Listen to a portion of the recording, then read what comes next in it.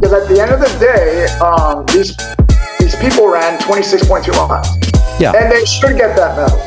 What's up, guys? My name is Rob, and this is Rob of the Run Podcast, a running podcast for all healthy lifestyles. And today we have a very special guest, my boy Carlos from the 956. What's up, Carlos? How's it going? Good to see you, man. Good to see you, man. Love the podcast. Thank you. This is going to be a fun one. Thank I love you. how you throw the 956 in there, man. That's, we have to, man. We have to. You know, I am originally Colombia from South America. Yeah. But I went to high school in the 956. Yeah. My parents there. I go there for Thanksgiving, and when you and me met, we brought that up. But actually, I didn't know you from 956. I just thought you were just, another Latino Austinite. And we out here running together. Yeah. And I think the third, fourth time we hung out, you're like, Harlingen, right? From Harlingen. Yeah, that's right. Yeah. I think my first 5K ever was in McAllen, Texas.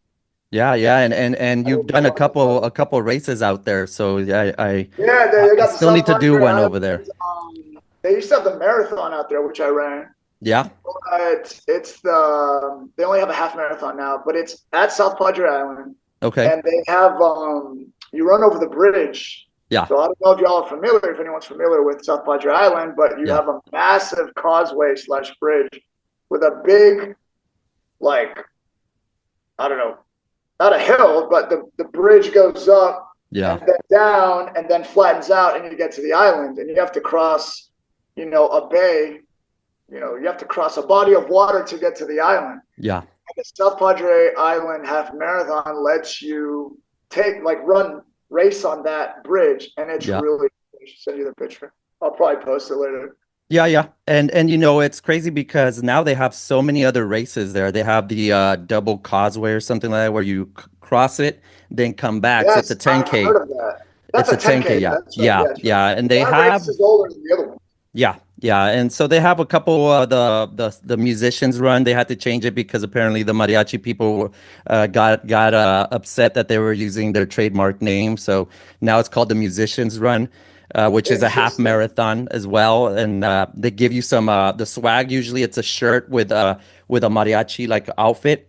So that's kind of cool, man. But yeah, it's crazy. I've only ran one 5K in Harlingen.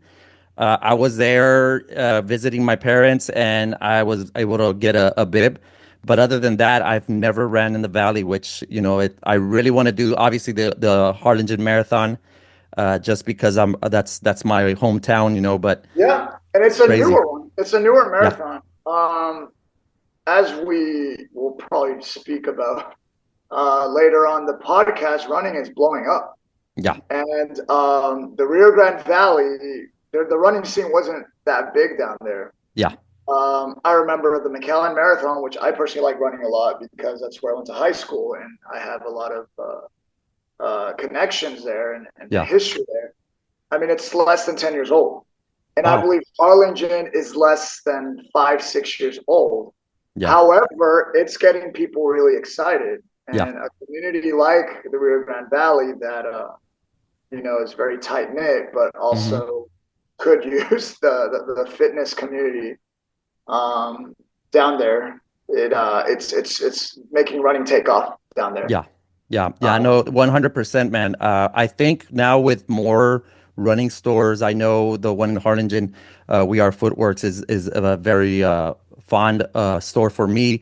They've really made a culture of running over there. They have their events, they have their track meet, like they go meet for Track Tuesdays and stuff like that, which has helped, get this running movement growing in the valley to the point where now we have such a great ultra runner in the valley by the name of Art. This guy's killing it he's killing it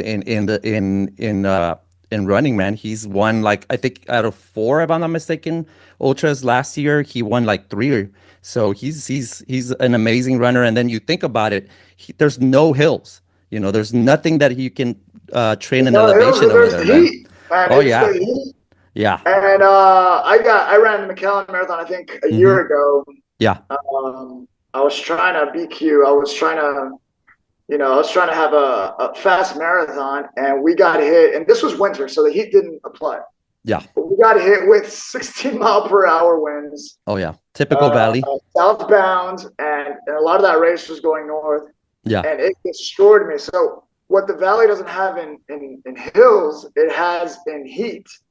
And And humidity. run in the winter, the wind might get you. So heat and the wind, you get that breeze basically from, and by breeze I mean 16 to 18 mile per hour gusts from the ocean. Yeah. And that is the valley kind of equalizer, because you see flat, and yeah, all my runs down there are all like flat, but Yeah. the heat is no joke. It makes Austin, Houston look tame. And the winds, again, you can't underestimate running against that valley wind, man. Yeah. It's the equivalent to the hill, or maybe even a mountain. It almost feels like that's typical Valley weather, the wind, the humidity, the heat. Humidity, Definitely I makes, forgot the humidity, man. dude, That means the heat index is like, yeah, maybe yeah, like, it feels like 101, 102, and I'm talking about 9 p.m. at night. yeah, 9 p.m. at night. yeah, yeah, So what happens, you like the guy, ultra runner you mentioned, yeah, those guys leave the valley and they just conquer everything, because if they're running in the cold, they're like, oh man, like, I'm used to running 90-degree heat yeah. at night. Mm-hmm. You hit a valley person with the cold and he's cruising, Oh yeah. it's like supercharger effect. No, yeah, yeah. Um, and back to the Harlingen Marathon, what Mm-hmm. I like about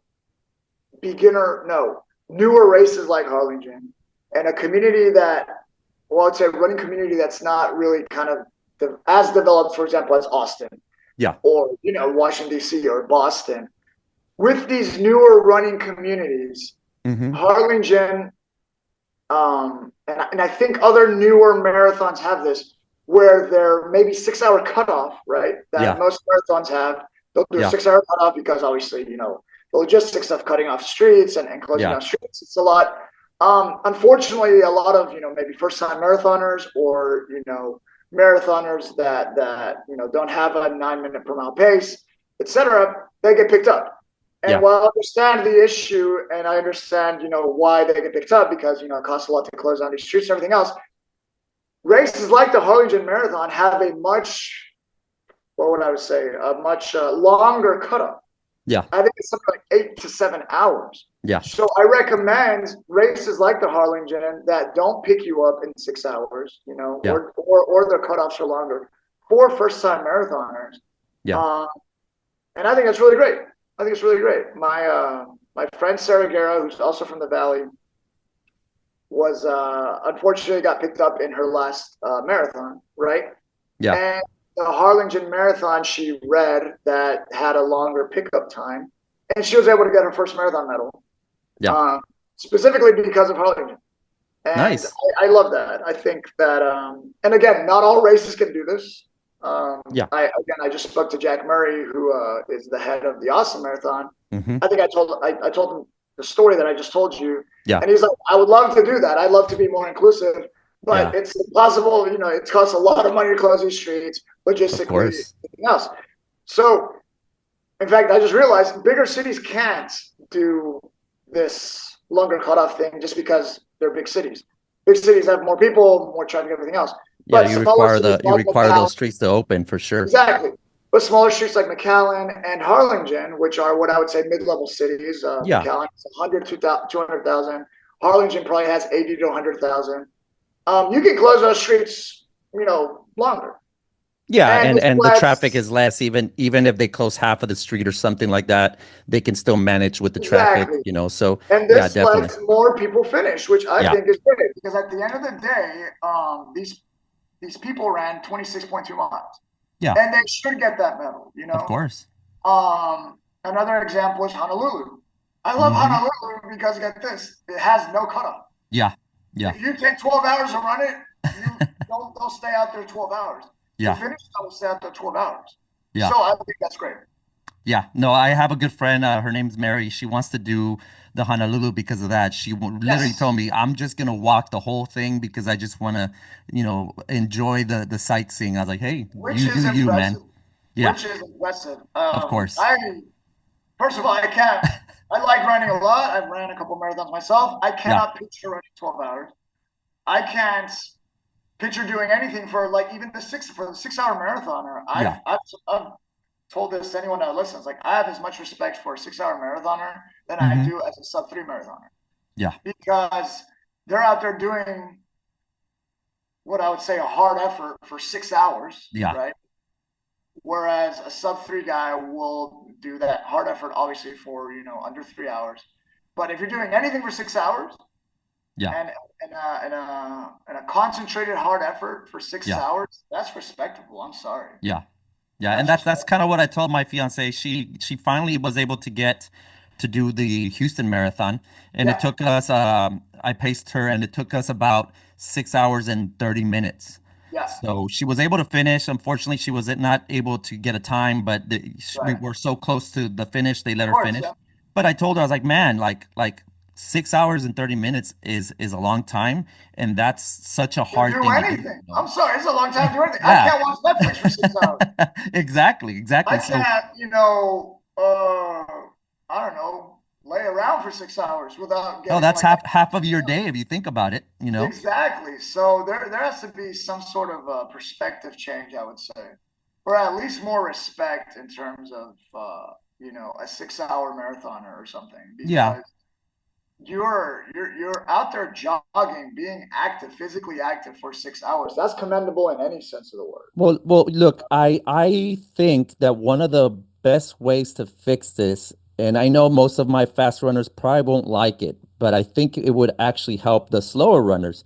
Put the slower runners first, because I'll tell you one thing, and this happened to us the first year we attempted for her to do the marathon, which was the 50th anniversary for Chevron.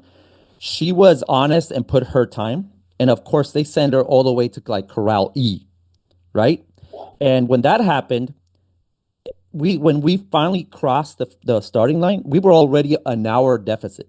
So we were That's right. behind an That's hour. right. So that's So yeah, so by the time we hit the first cutoff, we were already late. We didn't even make it past mile 8. So yeah. I don't know if you've ever ran Houston Marathon, but right before mile 8 is where the half marathoners go one way, and then That's right. marathoners. That's Well, right. we didn't even make it to that. When we got there, the lady Exactly. said you missed it by 5 minutes, and I'm like, You're kind of yeah, setting them up not for failure. I don't want to call it failure, but you're setting them up for them to not make the cutoff.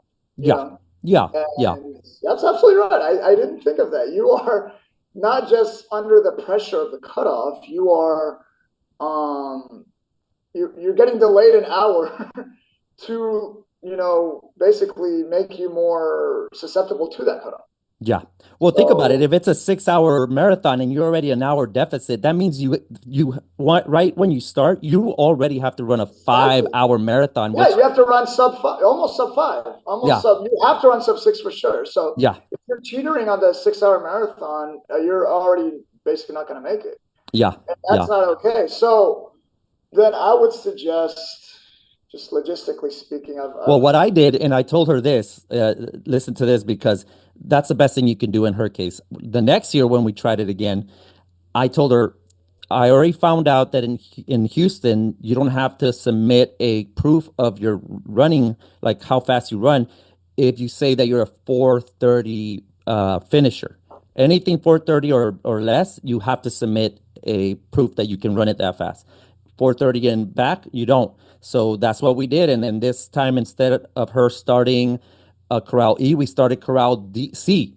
oh, there you So go. so it was maybe like a 30 minute when we Right, started, delay. right? Yeah, So it gave us enough time to where um even though she was already past the 6 hours, we were too close to the finish line for them to say we're gonna sweep you. I think we were mile 24, four and a yeah, half when yeah. they started sweeping people. And at that point, 2 miles is gonna take her maybe 20 minutes. So, we were able to do that. But I just think that there has to be something where, you give those 6 hour runners, 5:30 runners, an opportunity to be able to participate in these races, maybe putting them in the front and letting them know, hey, the ethic, slow runners on the right, fast runners on the left. So you can let the fast runners pass without weaving through people. But I really do think there has to be something I to where they would can put those fast runners much closer. Maybe not corral A, not B, but C is pretty good, you know? I would do just literally off the top of my head, just you bringing this up Yeah. and just kind of brainstorming. I would have corral D and E maybe start at the same time as A and B, but have them in a separate lane. Because Yeah. obviously the problem is if you have D and E runners start with A and B or elites, even the elites, Yeah. Yeah. you're gonna have crashes basically. I mean, Yeah. a lot of the A runners, half of the A runners are on the finish line and they're gonna explode out the gate, Yeah. and that's the reason we have corrals. I would maybe have a lane so then D and E or even people, even maybe people like you said that like apply to the marathon. They say, "Hey, I'm a 5:36, 6:37 hour marathoner." To put them there, let them start Mm-hmm. at race time, which let's say 7 a.m. So Mm-hmm. they start together, but in a separate lane. Yeah. And what Yeah. happens is logistically, the A and B people will immediately pass them, and then when C and maybe D kind of they'll meld together more easier Yeah. if you have kind of like a freeway on ramp Yeah. for the let's call them E runners. Yeah. Eventually, it'll sort itself out, with the Yeah. C and else. They'll kind of stay back, but A, B, and C should pass the back runners, even Oh though they yeah. all started together, and that way the E runners aren't bothering anybody, and you won't Yeah. have that. So that's how I would do it, and That I just it's thought kind of like how they do it at about the New York City Marathon, dude, to be honest. Because in the New York City Marathon, they start the faster runners in the top of the yeah. Verzano Bridge and then the slower runners on the bottom. And Oh then yeah, that's they right. do weave, just like you're saying, one goes one route and the other goes the Right. other route. And And the A right when and B they will meet up, naturally, yeah, yeah, they'll naturally just pass them, yeah, and you won't have any crashes or fast people running into slower yeah, people. yeah, yeah. Um, And Houston that's has how I do enough it. streets for them to be able to do that, you know. Absolutely, And absolutely. they start so early that or yeah, and that it wouldn't affect the traffic because it's Sunday at 6, 7 o'clock in the morning. There's not a lot of traffic to begin with, even on a regular day without a Exactly. marathon. So definitely, man, I think we should kind of throw this idea out there, Yeah, man. let's start a movement. I don't know. Hashtag e runners. I don't know. Same time or e runners at 7 a.m. I would Yeah, launch yeah, the e-runners at 7 alongside the A and B and C yeah, and just like have them pass them and then e-runners. But again, the e-runners would start off at race time. yeah, Then they don't have that danger. They don't have that damn 1 hour delay yeah, already against the clock of the yeah, 6 hour pickup yeah, crew. So it would make e-runners and 6 hour ish marathoners. It'd give them a much better chance of finishing. yeah, for sure, And for sure. you don't have the logistics problems. So I love how we just thought of it. Maybe No, but someone else did it, but we but just very logical. it's such an important thing because like running has always been a very inclusive sport where we don't care if you're like the fastest runner or the end of the pack runner, we treat you just like if you were the best runner ever, you finished in 6 hours, you're not going to tell somebody, hey, why are you running or something like that, you celebrate their 6 hour marathon just like if it Again, was their 3 hour. 26-2 is 26-2, no matter Exactly. how fast or slow you run. Exactly. I've always said Exactly. that, and me being involved with Raw, we're an all paces welcome group. Hmm. We're known to have fast people, and we're known to be a little bit of a tougher workout. But yeah, there it is. Yeah. Yeah. Yeah. No, I Just love so Raw, y'all man. know, Rob, when he lived in Houston, and we miss him dearly. Yeah. I Rob miss did, Austin too. I miss the hills. I miss the running groups. Although I'll tell you what, with the blowing up of running groups in Houston, it's wild. there's at least two or three running groups every day. Every It's day. insane. It's And crazy. and yeah, I did want to bring that up. So I come from a TV news background. I don't work in Yeah. TV news anymore, but I did. I think I did back when I joined the running community. But anyways, long story short, I ran my first marathon when I was kind of grieving a friend of mine that passed away, and I ran in his memory. It was like a random decision. I wasn't into exercise at all, and I was like, "What can I do in his honor?" And I saw some guy run a marathon again back in 2016 Yeah. in the name of somebody, and I go, "Oh, that's great! I want to run, in his name," and I have him on my shirt and everything. So I don't train really. I mean, I just literally started running 5 miles, and then I ran six, and I ran seven, and Yeah. eventually I got to 20, and then I ran, the marathon. Like I had no clue what I was doing. Yeah. I barely finished. I ran, I did it for something. I just, I was, and it was emotional for me and everything, but it was very much like I just want to do this in his memory, and that was it. So after the marathon, I'm like, I'm never running again because that was like a one-time thing. Yeah. Anyways, I started hearing about, half marathons and 10Ks and stuff like that. And I had done some 5 and 10Ks before, like, oh, maybe I can do those, competitively Yeah. instead of just in memory of somebody. And my friend Jessica Pertel goes, well, there's these things called running groups. And I'm like, what? Like, again, I trained the whole thing by myself. And running wasn't what it was now back then. 2016, 2017, the only people that ran are hobby joggers and ex-college people, Yeah. ex-college runners. And Jessica was a superstar Baylor runner. Oh, wow. She just graduated from college, but she was also very casual about it. She goes, there's these things called running groups, and people run together and they talk during the runs. And I'm like, who the hell talks during the runs? But anyways, she's like, there's like a hard one and a chill one. And I go, well, take me to the hard one because I'm trying to get better at this stuff. So Okay. I show up, and raw running is 20 people.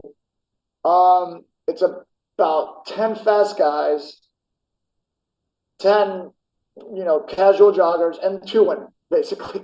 Oh, wow. And it was fun, and there's an atmosphere of some competition, but also kind of like, let's get you better and everything. But Yeah. it was very small. Yeah. And it was Paris Shaw as the head of it, and Ryan Fenton Hmm. and Pat, who are the OGs of Raw. And Yeah. it was a great group, but it was small. Yeah. And this wasn't in 2016, by the way. This was around 2017, 2018. Okay. But what's wild is that Austin, which is a famously fitness-oriented town, Hmm. really only had 3 running groups. Had 3 main ones and then the auxiliary ones. I think it was Rogue Running, Hmm. Austin Run Club, ARC, which Yeah. is now more of a network, Yeah. Raw Running, and some auxiliary ones. I'm thinking maybe East Side Beer Runners and some of the other ones. However, I mean, in the count of one hand, there was that many run groups in Austin. Yeah. And COVID hit. Well, Rob back then when I joined was 20. But 28 by 2019, it was like 40 of us. Yeah. Still small. All the other clubs were small. But then 2020 comes, and there's literally maybe 60 of us max. And the other run clubs, same thing. Hmm. And COVID hits, and then obviously Under Armour, who is our main sponsor and kind of gives us directions. They're like, hey, you guys have to shut it down. Obviously, it's COVID, Yeah. and obviously all the fitness clubs kind of disbanded for a little bit as the COVID protocols went. Yeah. But 2021, we start over again. I remember it was in March. So we were like closed from March to March, and all the other run clubs kind of slowly start opening up again in 2021. And we see a surge. It just explodes. It went from the original 60 to 70-ish Yeah. to then maybe 120. Like we doubled in size within the first 6 months of returning. Yeah. And it wasn't just us. First, we thought, we're doing Yeah. great, and Under Armour are super happy. But we realized every other run group doubled Yeah. in size, and every other cycling group. So the cycling groups had started around there, and then I would go to the gym, and I saw there's a little yoga group there, and then that one doubled in size. So after a year of this, I start openly, wondering on social media, is like, what is going on? I'm happy, I'm glad, but it wasn't just running groups. All fitness groups pretty much doubled in size after COVID. And sure enough, finally, I think a New York Times or some big, publication, maybe it's The Economist or something, made an article, and they're like, fitness communities are exploding. And they kind of did a deep dive into it, and it's kind of three factors. Number one, COVID woke up everyone that, COVID hit, I would say people with respiratory illness hard, diabetics hard, but also people with unhealthy lifestyles. Unfortunately, it really hit them hard. And that opened people's eyes up of like, hey, my health needs to take maybe a little bit more priority. Maybe I should take this seriously. And I think COVID really jump scared people into the fitness lifestyle. Again, whether it's running, cycling, lifting, yoga, I don't know, cold dips or whatever that people are doing. And I know you're a fan of those because that one guy you always post. Oh, but yeah. It really pushed people to be healthier than they were pre-COVID. Yeah. And that was kind of the main rise of fitness groups after 2021. And also, obviously, people were really lonely during COVID. So if you wanted to see people again, I think people really wanted to leave behind the whole partying and the ex-social gatherings of having drinks together and stuff like that, which is fine. But this lets you be with a big group of people, meet new people, but also do something healthy, Yeah. And that's when me being involved with Raw really saw that surge of, again, not just running clubs, fitness clubs just exploding in popularity. And there was a second surge, which is actually funny. You'll probably like this. There was a second surge in, I would say, early 24 through, I would say early 2024 to like mid 24 or like December 24. Yeah. Just 2024. Yeah. And it was what I called, and as someone that obviously is involved with the running community and groups myself, and seeing a second surge from 2020. So again, back from 2021 to 22, we saw a doubling in size, and then it leveled out. Yeah. And now Raw, there's probably 180 to 200 people on a good day at Raw every single Tuesday.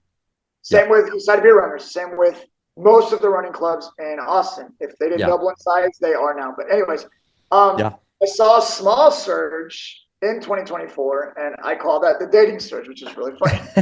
And what happened was, and there's another article that came out, and this is what I think kind of started the whole thing. But I think in late 23, again, New York Times or something had some article where the headline was, people are deleting dating apps and joining run clubs. Yeah. And the reason is, dating apps is very, very forward with, I'm looking for this, I'm looking for that. Are kind of, it's almost forced. Yeah. Whereas running is a great way to meet people that isn't the bars or nightclubs or the old ways of meeting people. And you get to meet like-minded people with maybe the same goal like-minded in people, mind. Usually people in running groups live around the area. So if you live in downtown Austin and you go to a downtown running club, you are going to meet everyone that lives downtown. Yeah. And running is simple enough where you can just show up and do it. If you have what I always say is the blessing of being able to run, because not everyone can run, and you and me and everyone else should be grateful to be able to run. But anyways, of course, you're meeting someone that is able to run, and it's something that pretty much anyone can get up and do, or if they're lucky enough. It's a very non kind of forced confrontational way to meet people, and so some article came out again about people deleting dating apps and joining run clubs, and man, after that article, we exploded. Again, we didn't double in size like the COVID, what I call the post-COVID surge, but we did see a lot of people, men and women, being like, hey, I'm here to meet new people.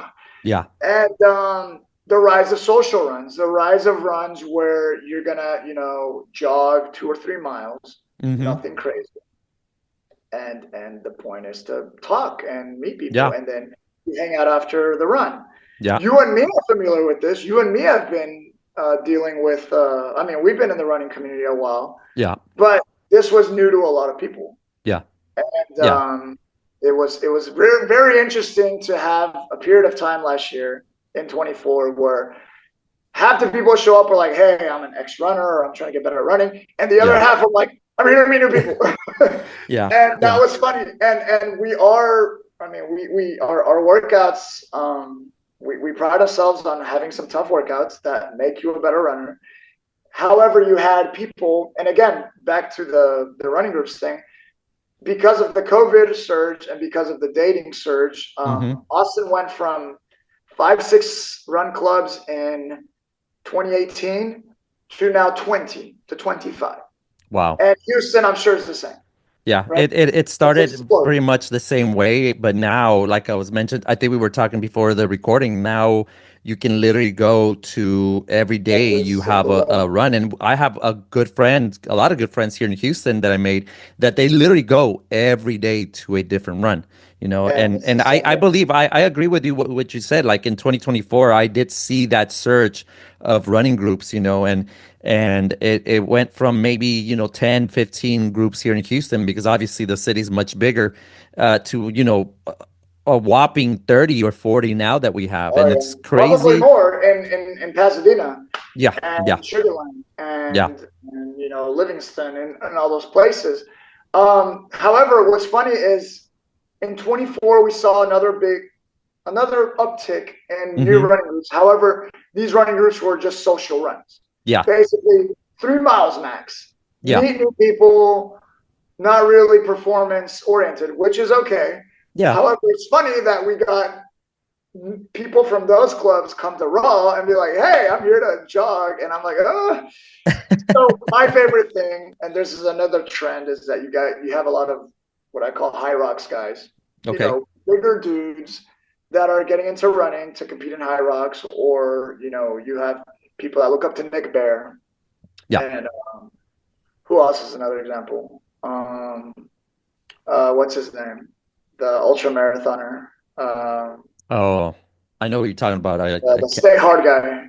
Stay hard and Yeah, yeah. I forget his name, Goggins. but yeah. Goggins. David Goggins. Oh, David Goggins. Yes, Yeah, yes, yeah. yes, yes. People like Nick Bear, David Goggins, bigger guys that are now really into running. So we'd get guys like that, and they would come to Raw and, kind of like, "Oh, I'm here to meet new people." I'm like, "Oh, you just so you know, this is a tougher workout." And you just see them totally get winded. Or worse, they'll try and talk to some of our, faster women, thinking that this is a casual jog club, and just get absolutely obliterated with them on our actual workout reps. Yeah. I do like seeing some of them humbled like that, and some of them get humbled enough and they'll stick to the casual groups. But some of them like, "Hey, that kicked my ass. I'm gonna come back." So But that's that's a good thing, man, because I love my social groups, but I also love my groups that are more oriented on races and goals in mind, like training yeah, for a marathon, an ultra, whatever you're running. And I have my fair share of both. Fridays for me is the Freaks, which is a social run, but the Freaks also have on Sundays, they have, when it's marathon season, they have their 18-week plan of long runs, yeah. so, and that's really my bread and butter for me.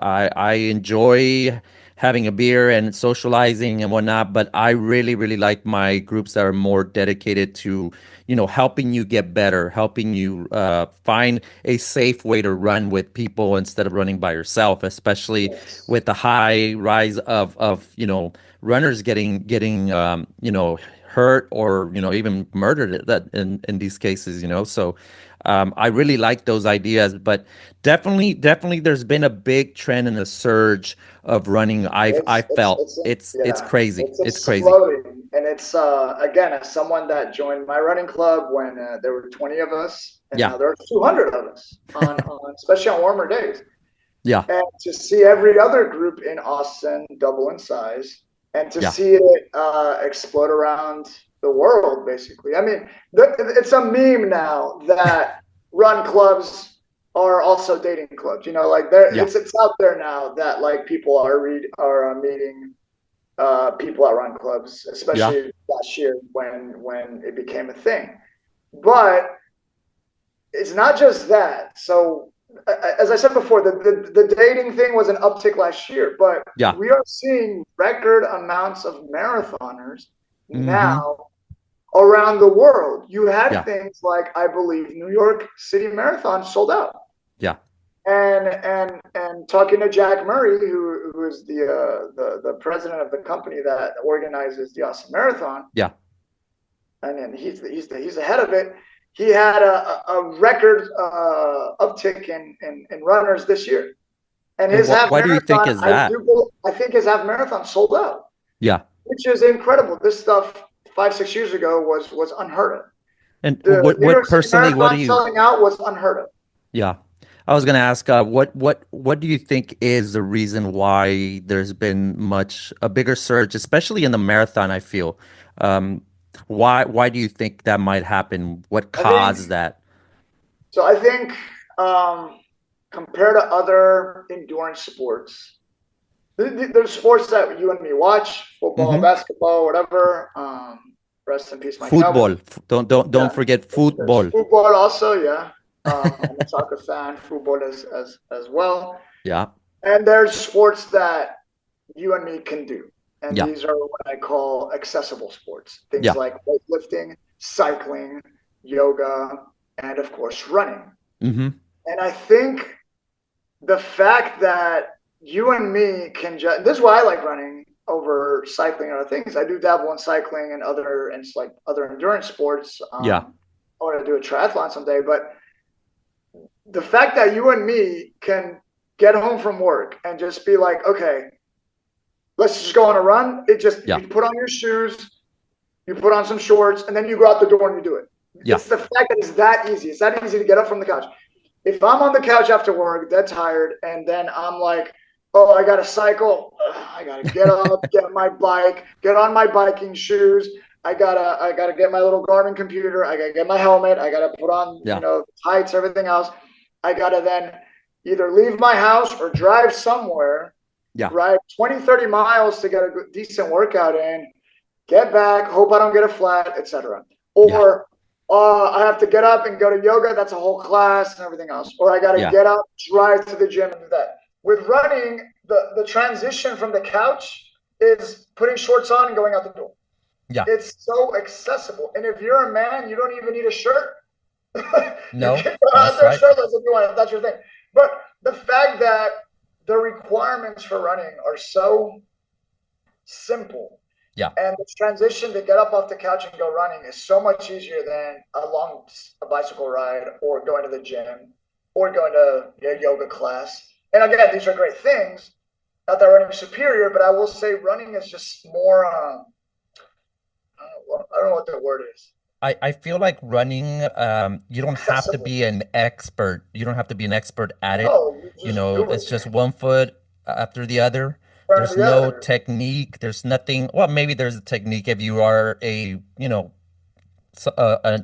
elite runner per se, right? Yeah, of But course. it's definitely something that as long as you have the right shoe You to and me run, can get that's out it. the door. Yeah. You and me can get out the door and run. Another thing is the social aspect of it. I can say, Rob, let's say hypothetically I live in Houston. Yeah. And I'm like, hey, Rob, I had a tough day at work. Want to go Hmm. for a run? Yeah, sure. Yeah. And either I go to you or you come to me, but it's simple. Yeah.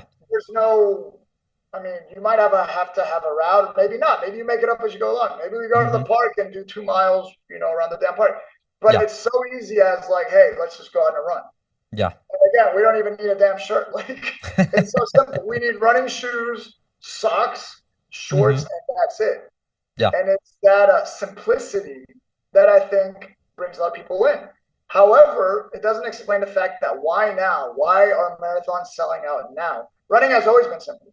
Yeah. So I would say, aside from what we just talked about of it being, simple just to get out the door and do it, Yeah. I would say social media definitely has hyped Yes. up people to running. Yes. social media has, it's showing the elite runners saying you can do, anything you set your mind to. Social media showing, you know, things like, oh, running moms or whatever that might not have been a thing, Yeah.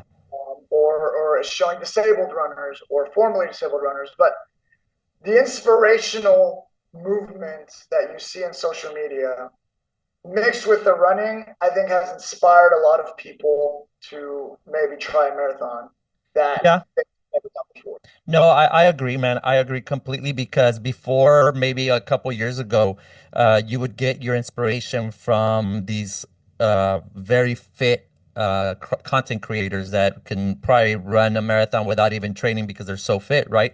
But now Yeah, I've noticed that there's a big surge of your, avid runner that is becoming more of a creator of their content, and they, oh yeah, they show that, even a 5 hour runner can do it, and when you're that's posting right. these videos on Instagram or whatever social media you're using, it gives that person watching that video on the couch saying, man, if this guy ran a 5 hour marathon, I can run a 5 hour marathon. And I think social media is definitely a big uh reason why people have become more interested in the marathon, because it's becoming more accessible, right?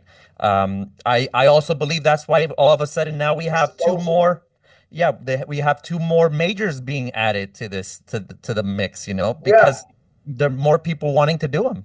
and they're selling out. And Yeah, again, um, yeah, what you said, the exposure to running is there. But again, you have to ask. Social media has been around since, I would say, what, 2005, and then it really blew up around 2010. Around 2013, it had like its hold on yeah, mainstream, culture, basically. yeah, Why hasn't running taken off like it has today back then? There has to be something new, or some new, factor or something that is responsible for this recent huge surge in marathon runners. And I think you're seeing a lot of athletes that weren't runners are now trying it. yeah, I think the hybrid athlete thing helped it also, that you yeah, get bigger bros that were non-traditional runners. They're yeah, all running now, like yeah, David Goggins, like Nick Bear. yeah, Um, the rise of those guys, the rise of running influencers. That's a very good point. Again, this surge is new, yeah, and there has to be reasons. Maybe there'll be, like I said, some random article in a year or so to explain this recent surge, because I did Houston. You said you did it last year, right? yeah. I did Houston this year, and it sold out. It completely sold out, Mm-hmm. and that was not a thing. No, Houston, I think, had 20,000 runners or something. Berlin was the biggest marathon ever. The I was last there. 2024. That's right. You were Yeah, there. yeah, The most amount of marathon runners ever. The record was broken in Berlin. You were yeah. part of that. Mm-hmm. And then it was broken again in New York. Yeah, Again, short-lived. this is new. This is unprecedented. Yeah, Unprecedented. And yeah. there's got to be a reason for it. So you and me are speculating about it. I Yeah, and hopefully, like you said, there'll be an article or something that can give us a little bit dive more into it. insight. Yeah. Yeah, Deep but dive. I really do Yeah. think it's like everything, like fashion, like everything. If you see an influencer wearing this pair of jeans, all of a sudden that blows up. Or if Yeah, this it's influencer, trendy. yeah, You're absolutely yeah, right. It's trendy. yeah, It's running right now is trendy. It's trending. yeah. It's in fashion. A lot of people are doing it. Who's Well, there's this one girl. I don't know if you've Arjun? ever. Yeah, Arjun Robin. In Mm-hmm. he's a Bayern Munich guy. You're a soccer Yeah, fan. yeah. He's all into running now, and Mm-hmm. that's what I said earlier. Athletes from other sports are trying running now. Yeah. So yeah, There's this one runner. She's very popular on Instagram, and I think I sent her an email trying to see if she would come and be a guest. She's called the Fashion Jogger. And dude, like I guarantee you, with the amount of things that she posts on her runs, that she runs everywhere in the world, basically. That really causes a lot of influence on new runners. Oh, I can dress up like this, I can do this, I can do that. So although I can't say for certain that's it. I really do think there No, is some valid. Yeah. let me do the camera. There's multiple outlets to this. There's multiple gateways to this. Yeah. Some people might run for the fashion. Some people might like the cute outfits. Yeah. Some people Yeah. run for therapy. I know. I started that as a way to mourn my best friend that passed Yeah. away. It started as therapy, and then I like the results part of it of watching yourself get better Yeah. and trying to make Boston and all that. Then it started on that, but my gateway drug was the therapeutic side of it. Some Yeah. people. And now, a word from our sponsors.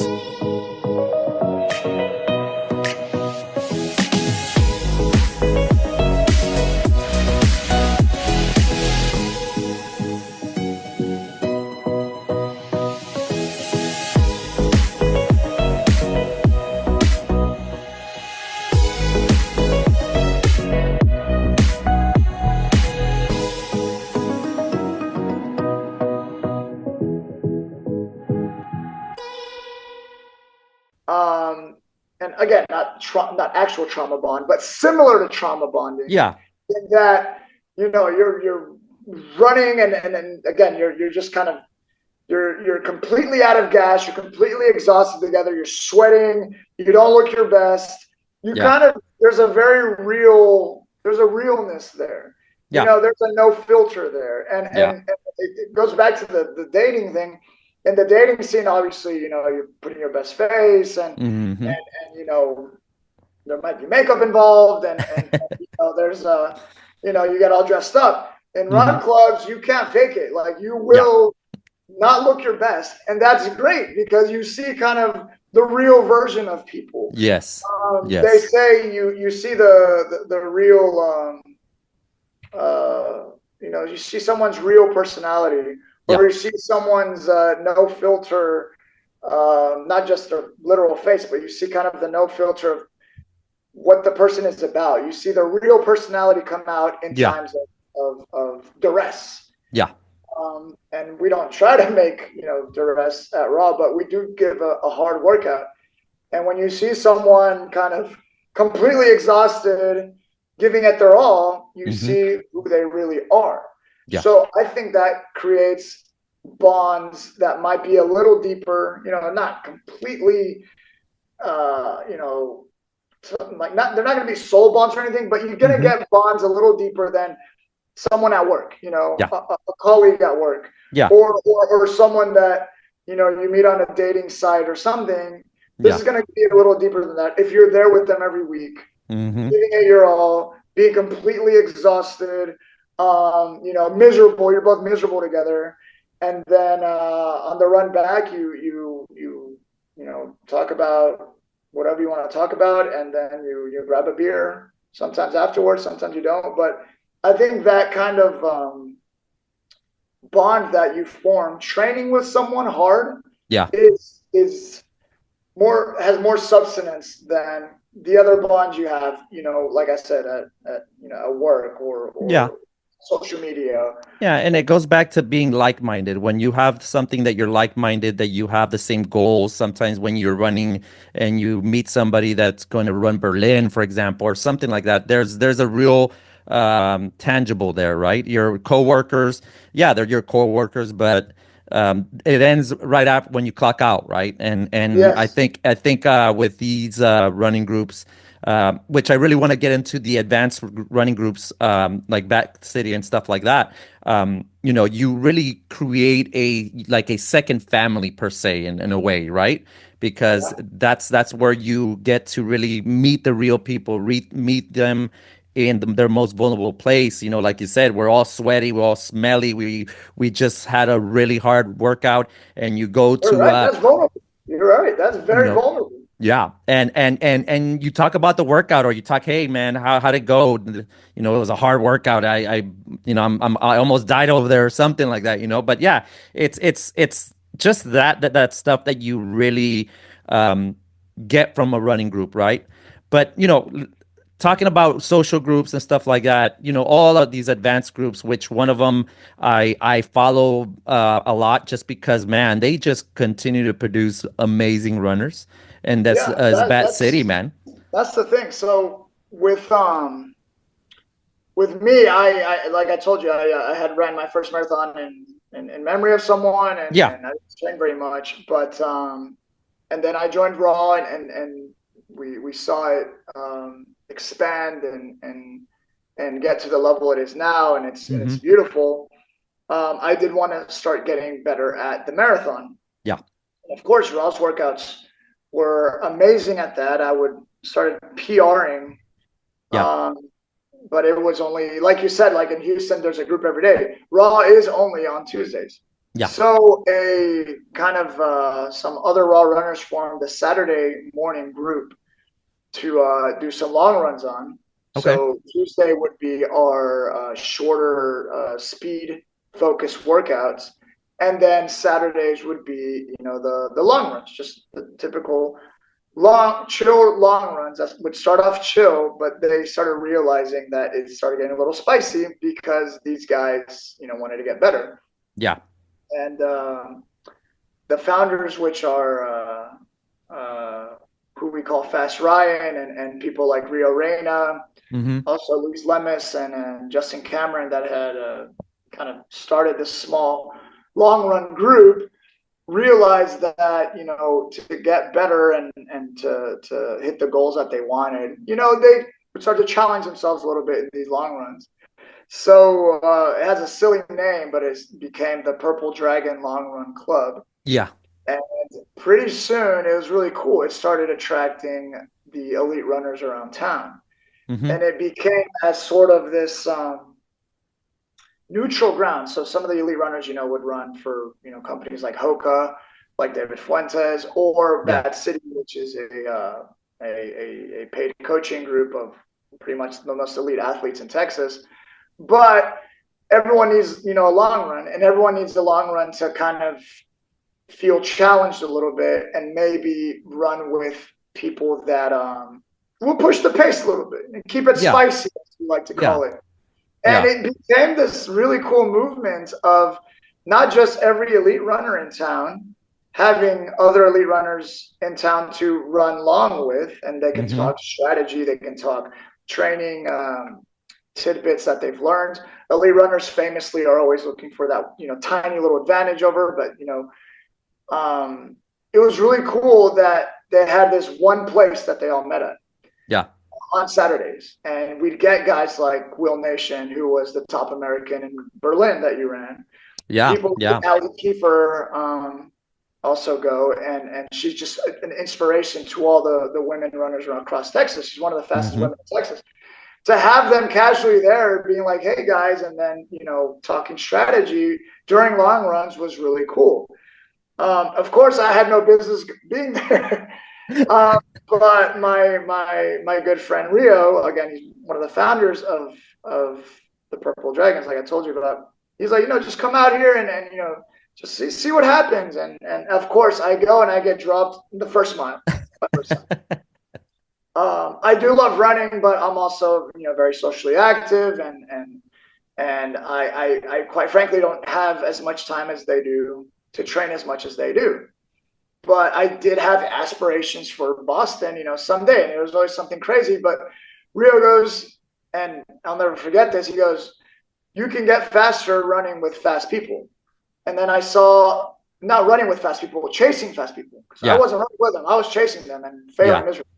Then I saw a video of Pharrell Williams, the producer and singer. He was like, surround yourself with people better than you in anything. Yeah. But not just in running, but like in anything. Like also people that inspire you, that you're not at their level, but like, you will learn from them. Yeah. Little by little. And he told me just chase these dragons, which is funny. That means, I think, that means something in some phrase and that I read in the book or whatever. But go chase the dragon. Yeah. And I start showing up, and again I get dropped the first mile. But I show up the second week, and then I get dropped the second mile. And I show up the third week, I get dropped the third mile. But I realize I'm not getting dropped as much as I used to. You're catching up. You're catching up. You start catching up, and you start having hope, and you start seeing the progress. And again, these are the top runners in Texas coming to this group. I have no business even standing with them, but chasing them, you will eventually improve your own little way, the way that your body improves. And I thought that was really cool. And after a year and a half of chasing them, I broke 3 hours in Houston. Like, it was insane. Wow. And you told me this a year and a half ago. I would have thought that's absolutely impossible. Like, sadly, don't have enough time to train that much. But it really just became surrounding yourself with the people that you aspire to be.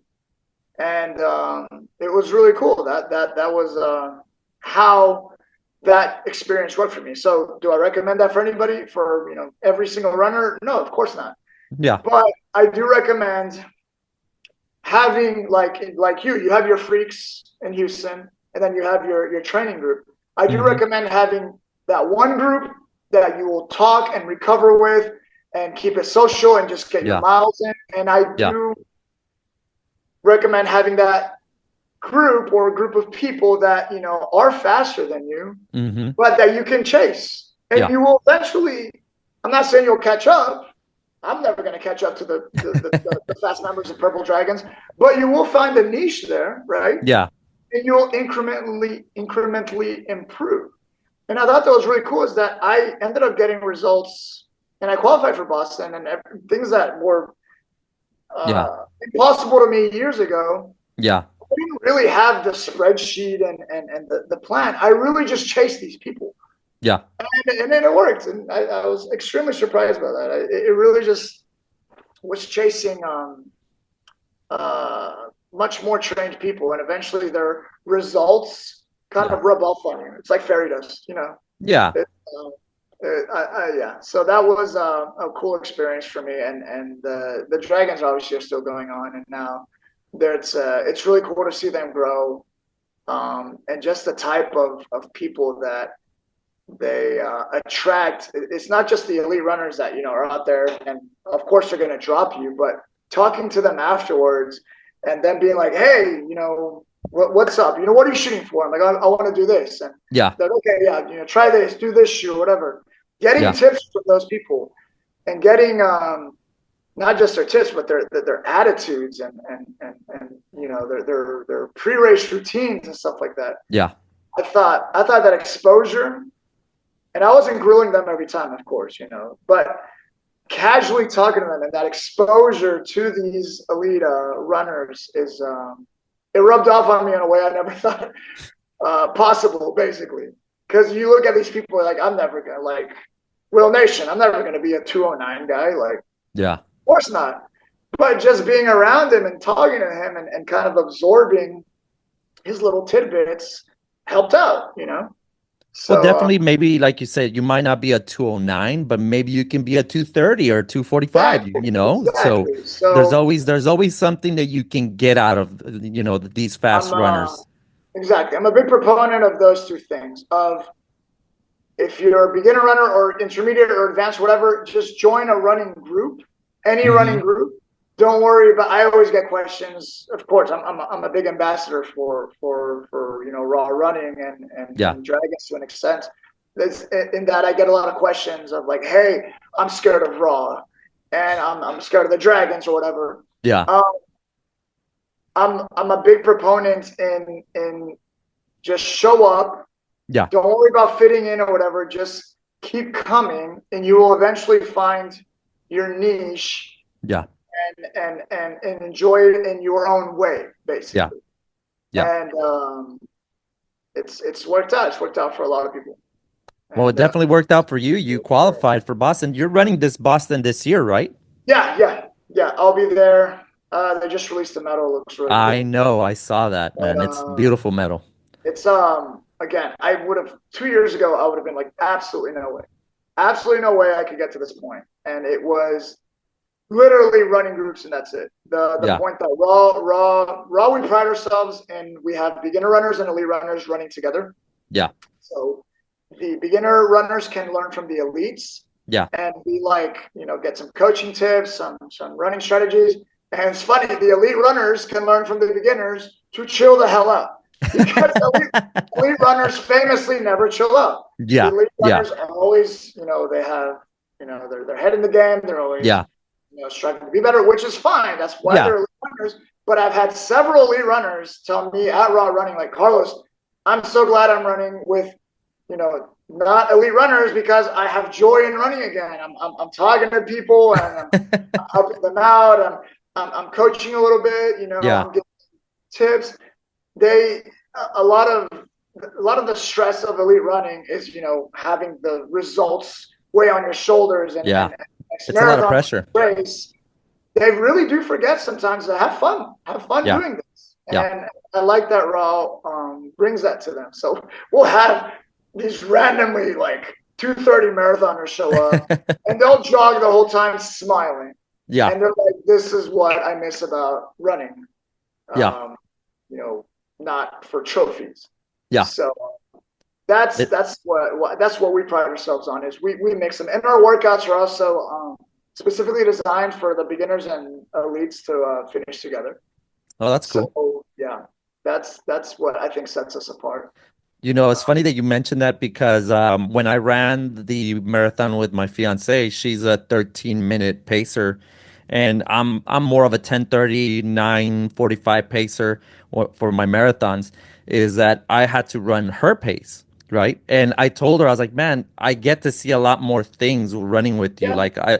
Like you get to enjoy the scenery. Like, oh my God, I didn't know that there was this restaurant here and this restaurant here or stuff like that.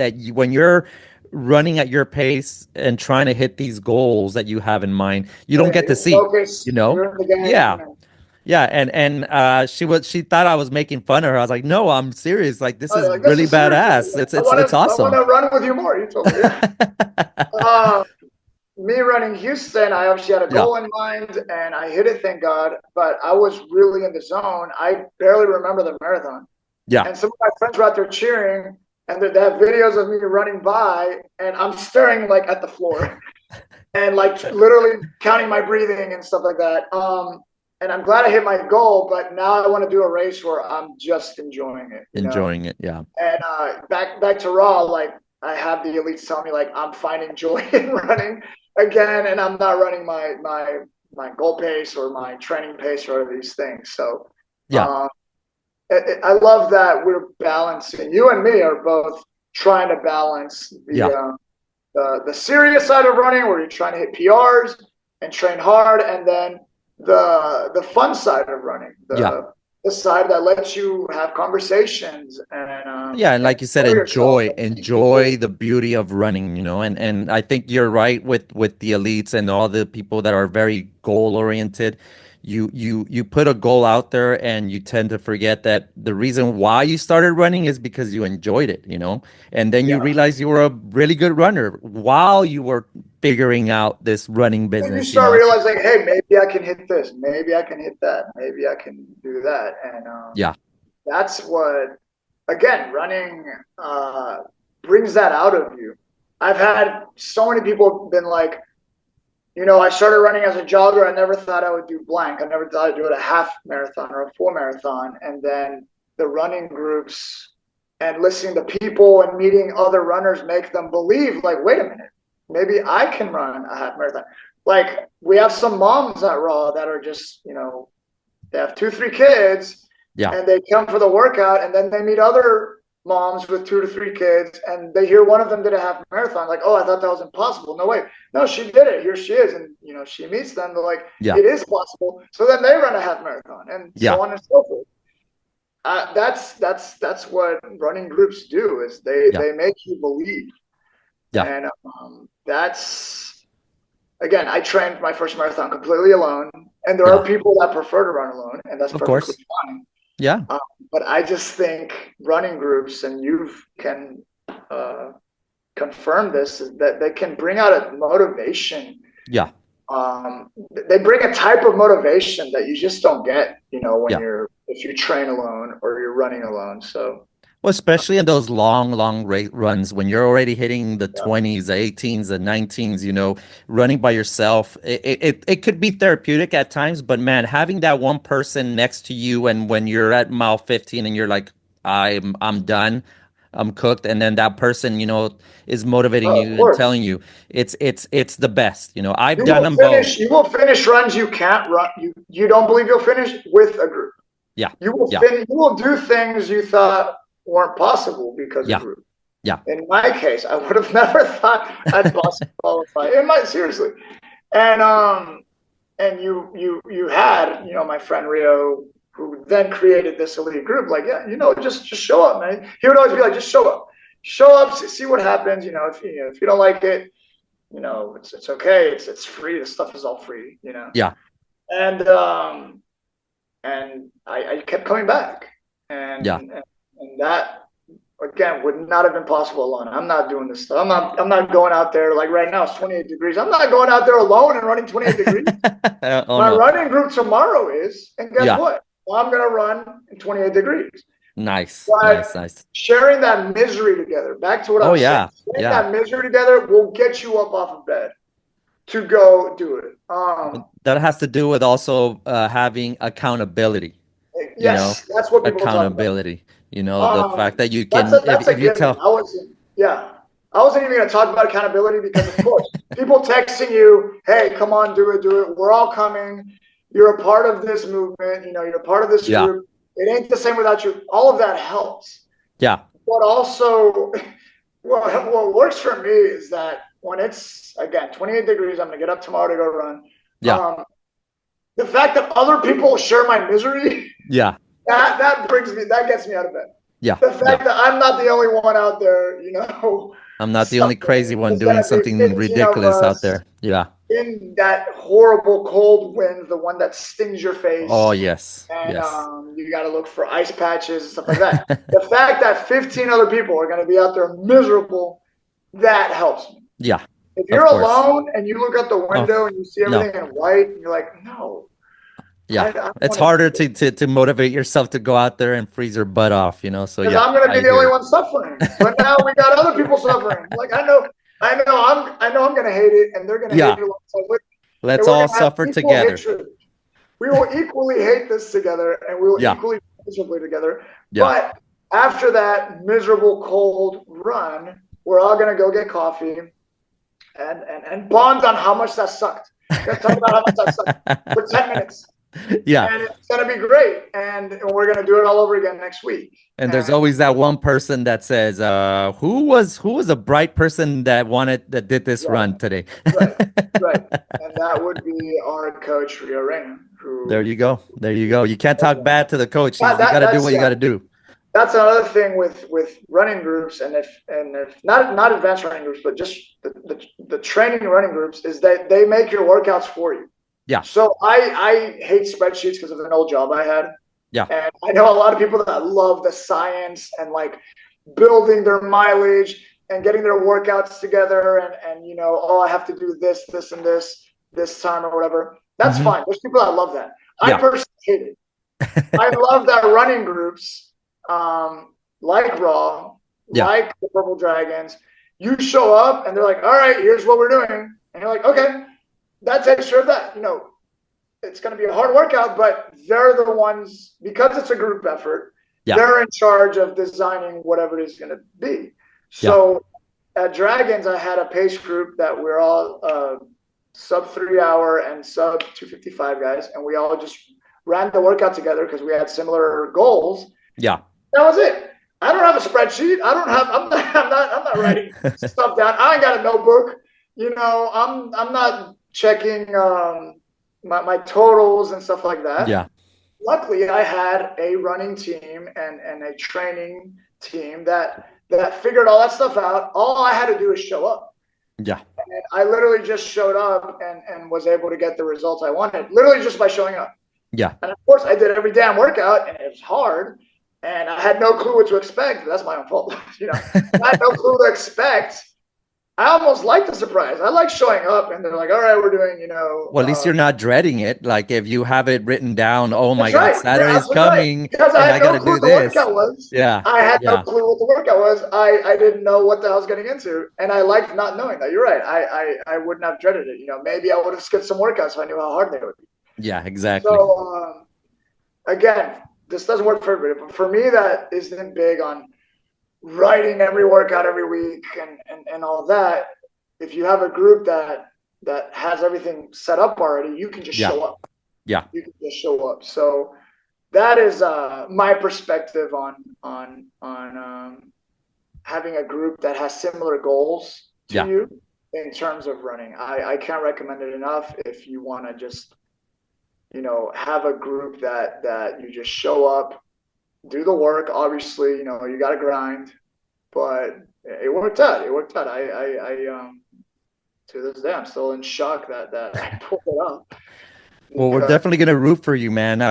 Congratulations on BQing, and definitely I saw that medal. I'm glad they listened to the runners, man, because those other medals before since Bank of America took over were pretty ridiculous. They weren't I'm not gonna it. lie.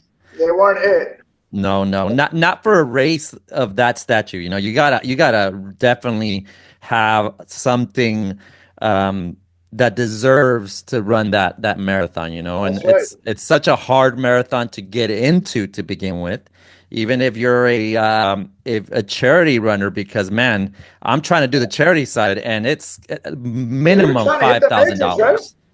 Yeah, right? Yeah, that's something. I don't know if I'll ever do. You should. Respect. I mean, it's not for the training. I do like running a lot, but it's just the traveling like that. Yes.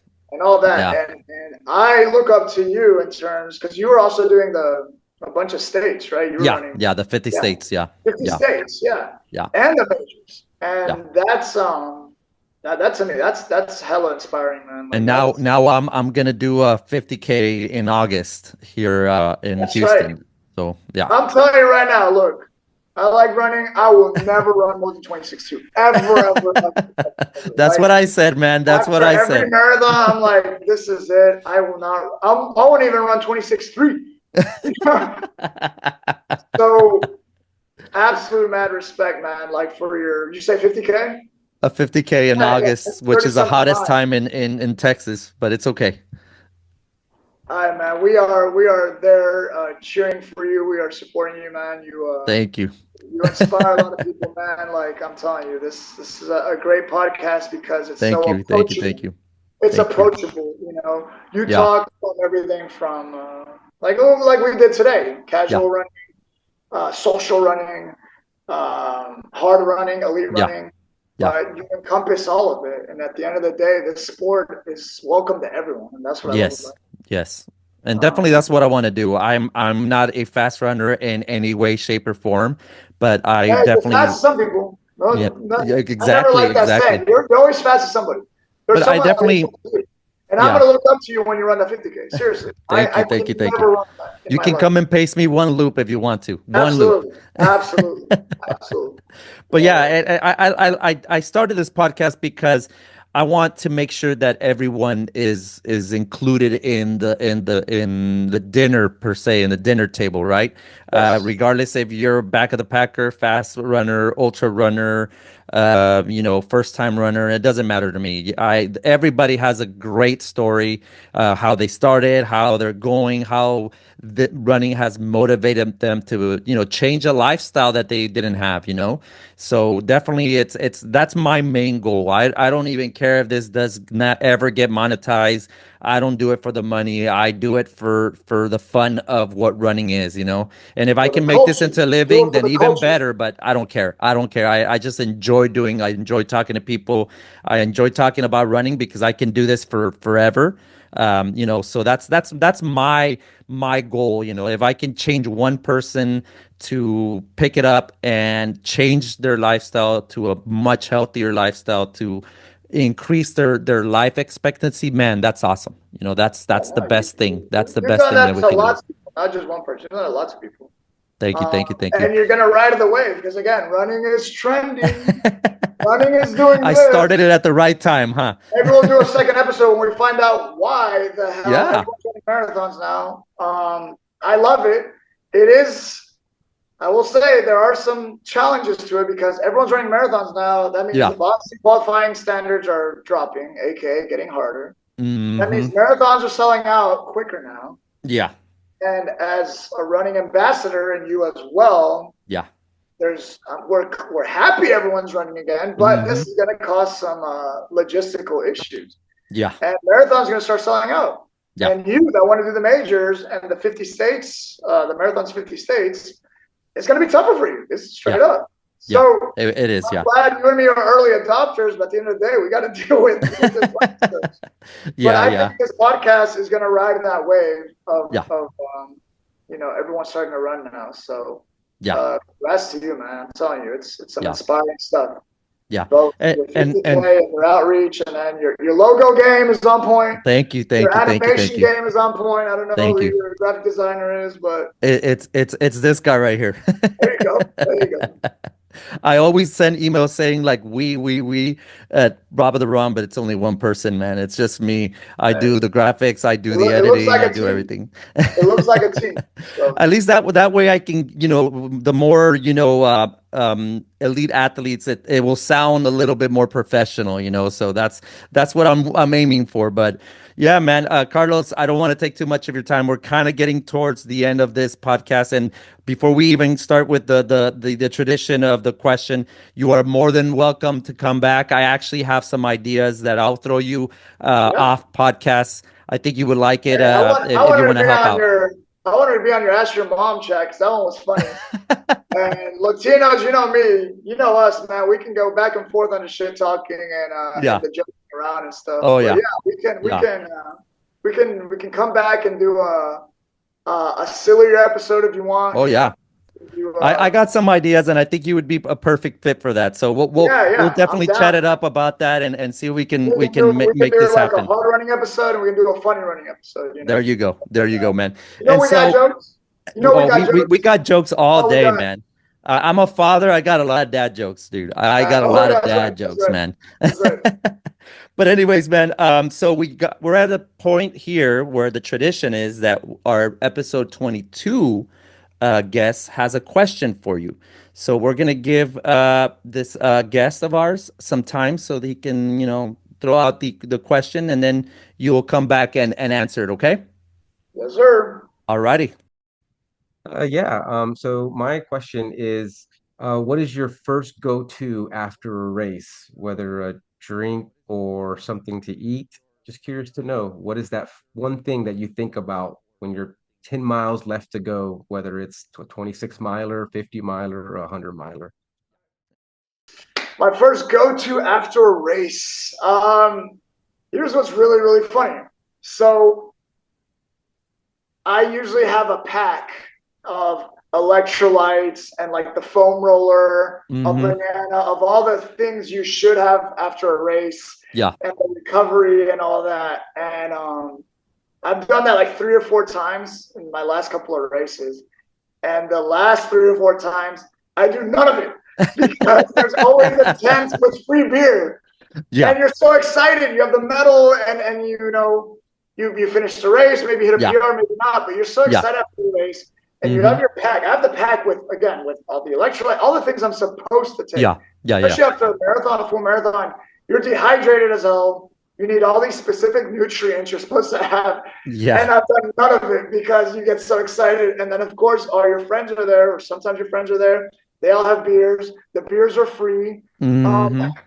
So what do? You go straight to the beer tent. Of course. I feel terrible. I cramp up immediately because I'm completely dehydrated. And there I am here, but it's free. Everyone's congratulating you. So you're like, yeah, cheers. But then also you're like, yeah.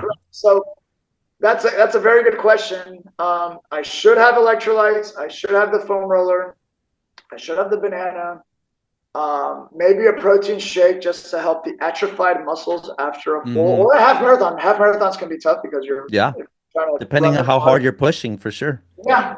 But usually that's the fantasy. The reality is I'm usually so happy after races that I want to celebrate. And for some crazy reason, races always have free beer. Oh yeah. Which is the last thing you should have. But we're a celebratory society, so. I mean, after running 26 miles, do you really think that a electrolyte is gonna, Hit the justify spot? that No, it ain't gonna hit the spot. It's not, man. It's A not. free cold beer of whatever the hell. It's always some beer trying to launch itself or whatever. Yeah. Yeah. Which is fine. But I've seen that, like, it's usually unlimited. Yeah. So one time, me and a friend we did a 10K, and it was his first 10K, and we realized the beer was unlimited. Before we knew it, we had 5 or 6 each, and we had a little bit too good of a time. That's funny. Hey, that's fine. That's fine. But I have a weird question because I've noticed this trend as well. Talking about trends, right? Have you noticed, or maybe it's just the races I've done, that now a lot of races don't have alcohol beer. They have alcohol-free beer. Yeah. Yeah. And I don't like that. I'm going to tell you right now, I do not like that. I do not like that. With it. He ain't with it. No. He ain't with it. No. I got to say, again, back to my point, you have what you should have during the race, and then what reality, which is just there might be they might have a point there. You really shouldn't have alcohol after a full marathon. After other races, sure. I don't like it either. It's funny they still have the non-alcoholic one. Athletic beer is one of them, right? Yeah. Sure, those are the ones that were there. I don't think it might be a trend that races don't have beer afterwards. I do know that Athletic is promoting itself like crazy as the post-running beer or the healthy alternative beer and stuff. So I know that they're hitting up races to sponsor them and to offer it. I'll tell you what, it should be up to us. Should be up to the runners. Have a beer after a run, sure, and they should offer that for free. Yeah. And if they don't, then they don't. But I'll tell you what, that athletic beer. I do see it. That athletic beer. I tried the IPA one, the non-alcoholic IPA. It tastes like an IPA. Yeah, it's crazy. It's a decent beer, but sometimes we need a little buzz, Well, you need that. You need that. Yeah, you need that extra little hit, man. Yeah, for sure. I would argue if you ran a marathon or half ready race, I would argue that effort warrants a celebration beer. Hell yeah. So, I think we're gonna have to just start bringing our mimosas afterwards and have to do that or something, I'll bring something at 50K, but you can have it during the race. Oh my God! Those trail races, people eat and drink the entire time. Yes, all the time. Yes. So, but so you already answered the question, and now it's your turn. What will be the question that Mr. Carlos is gonna give our episode 24 guest? I assume you'll have a runner, so odds are that's what's going to be. Yeah. Yes.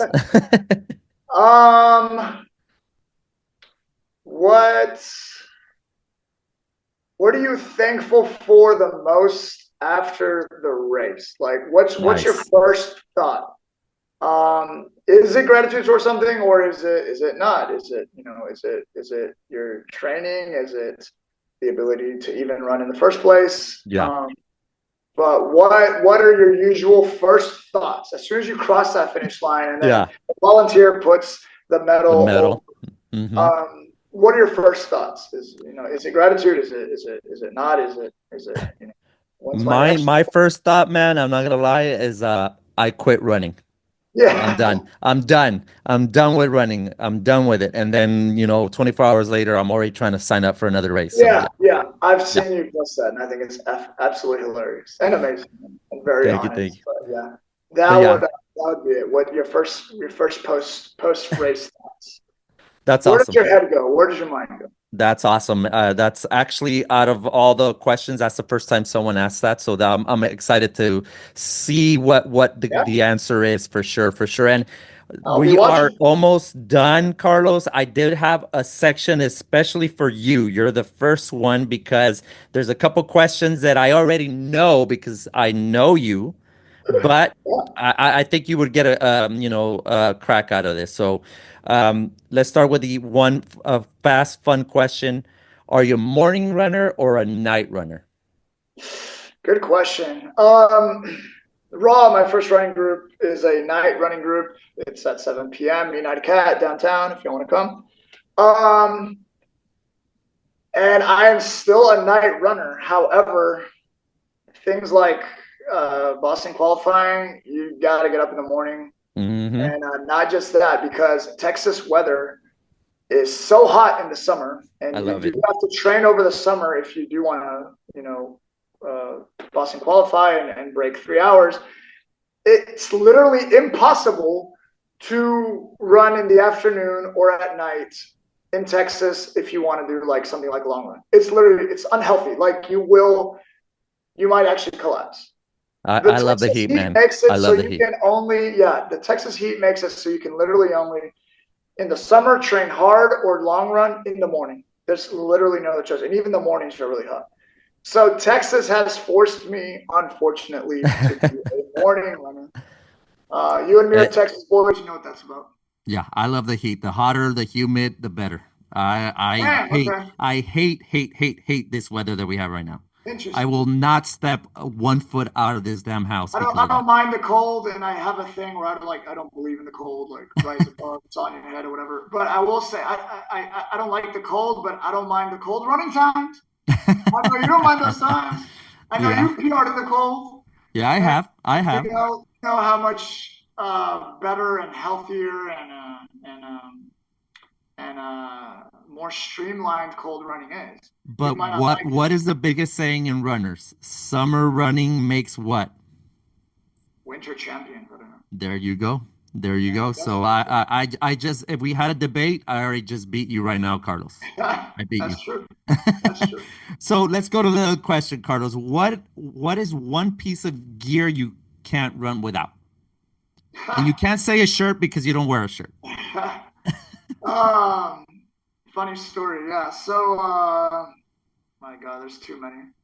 So whatever makes fun of me is so I start running and I love basketball. I like playing basketball a lot, and I would Mm-hmm. make it. I lived by my gym that I would play basketball at. So when I first started running ever, I would run, jog to the basketball. It was like a mile away too, and I would play basketball and I would run back. Uh-huh. And I remember back then, like all the guys were hoopers, straight up basketball players. None of them would run. And it would be a big deal that I ran. Like, and I'd be like, hey, I ran here. Then I would play, 5-on-5, 2 or 3 games, and Mm-hmm. I'd run back and they're like, oh, yeah, Carlos is running back like that. That's a big deal. And Yeah. I thought, yeah, it was a mile. It was like a mile and a half.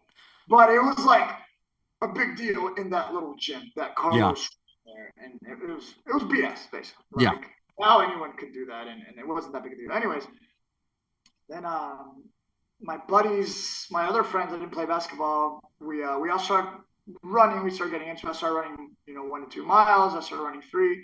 When I ran 3 miles, I had two friends that had just started running alongside me, and Mm-hmm. we signed up for a 5K, and we ran it and we liked it, and then we did a 10K together and Yeah. we liked that, and then they stopped at 10K. I kept going to the full marathon and stuff like that. So, Mm-hmm. um, my second 10K ever, I finally buy running shorts because I had been running in basketball shorts this entire time. Yeah. I'd run to the court and I'd run back in my basketball shorts. And basketball Uh-huh. shorts are baggy and they're silly and Yep. whatever. But that was basketball. That's basketball fashion. You can't show up to the courts with running shorts. No. Them dudes won't touch you. Like, oh, I'm not guarding that. You cannot show up to the courts in little fucking booty shorts. Yeah, yeah, yeah. So obviously, I'd run in the basketball shorts, play, and then run back to basketball shorts. I Mm-hmm. ran the 5K in basketball shorts. I ran the first 10K in basketball shorts. My Mm-hmm. second 10K, I'm like, all right, I'm a serious runner now. I bought running shoes. Like I was out running in like tech basketball shoes the whole time. Yeah. So I bought running shoes. I bought running socks.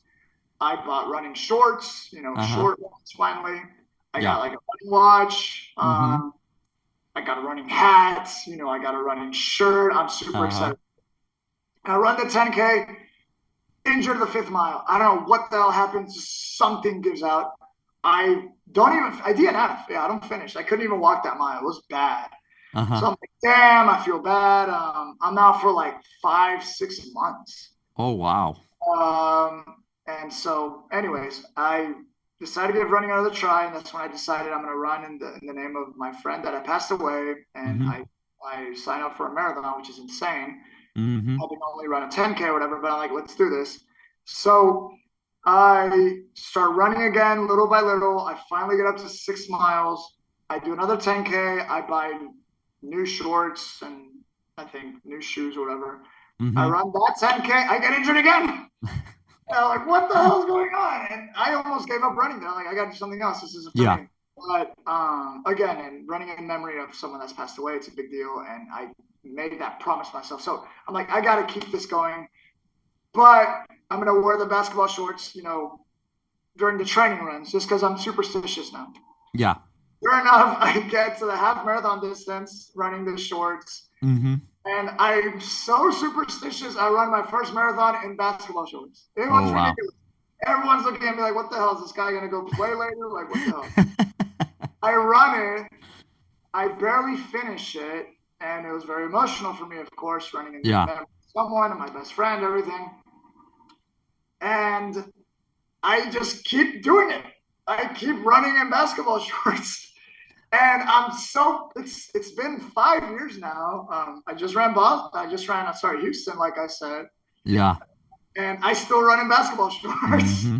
Yeah. And I get ridiculed all the time, particularly by the faster runners, of course. Like, what the hell are you doing? But I'm so superstitious. I think my theory is that my gait opens up, my running Yeah. stride opens up when I run with smaller shorts. And somehow it injures me. I don't know. It's probably not true now. I still look ridiculous, but I still run in basketball shorts. It's So funny. that's basically the one thing you would That's need. the one thing I need every single run. I'll run shirtless, watch, hat, doesn't Yeah. shoot, doesn't matter. But I have to run in basketball shorts. But Michael Jordan, if y'all know hoops, Michael Mm-hmm. Jordan was superstitious. He wore his North Carolina shorts under his NBA shorts all That's the time. true. So, That's true. hey, But you see that's the reason why I gave you that question because I already knew that you ran in basketball shorts. I So get the it kind of funniest worked texts. out. It worked out perfectly fine. Yeah, yeah. I've hit the results I wanted with them on. So, but I Yeah, will well, say my coach Rio yells at me because he goes, "That's more wind resistance. They get heavy when you're sweaty." I mean, of yeah. course, a lot of reasons not to do it. So I do not recommend wearing basketball shorts for running. Disclaimer. You're just used to it. You're a different type of beast. Yeah, That's why, man. no, I'm just superstitious. I wish I wasn't. It's literally just superstition.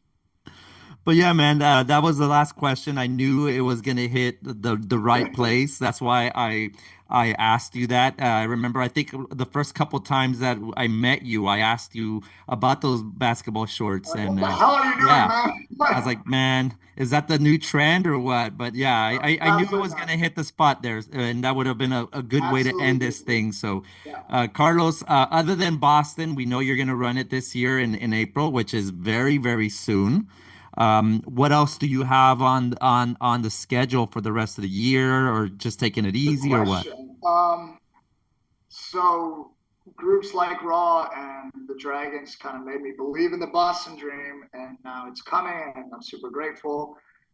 Before Boston, I thought about doing an Ironman, so I think I'm gonna attempt that again. I actually was on board and signed up for one, but Yeah. I got a trail running injury, and now I hate trail running. You'll never see me do that. I might come back to it. Anyways, the point is, I do want to swing at that again. Okay. Again, I was training for it. I got decent at swimming and cycling. Yeah. Yeah, I got injured, and then I switched to BQ to Boston. So now I really want to. It's a bucket list item. It's the Ironman. What else? Possibly like Chicago. I do want to run another major like you. I'm not doing Hmm. all six. That we leave that up to you. Seven now. It's crazy. It's seven now. I'm only doing six. I'm not doing any more. You're No, a no. purist. That's good. You're a That's it. purist. You're That's a it. purist. You're Yes. a purist. Yeah. Yeah. Uh, so yeah, I do want to do another major. I don't know which one, Chicago's but fun, man. Chicago's fun. oh yeah, yeah, Yeah. yeah. That's where the world records are broken. So Yeah, as long as the weather is good, it's good. I that's ran right. Chicago and it was super hot. That's So right. it Oh wasn't shit, yeah. the best. Yeah. It That's right. doesn't That's happen right. too often, but you know, it's a thing, man. It's a thing. So Yeah. Chicago I recommend and then try their deep dish pizza, man. Oh my God. Yes. Hell yeah. Best pizza ever, dude. Chicago recommendation from the Majors man himself, especially Yeah. Mr. 52. Oh, I love pizza, man. I can eat pizza all the time. So Hell yeah. yeah. Yeah, yeah. Right But on. Carlos, at this point, how can someone reach you on your socials? Where do you Give me at find? Carlos JATX. That's it. I'm Awesome, open to awesome. everybody. I love talking to new runners. I mentor first time half marathoners and full marathoners. Okay, I have 15 first time half marathoners under my belt, and I believe I have 9 full time marathoners. nice. And I will say every single person that I mentored finished the race, which is That's what I awesome. love.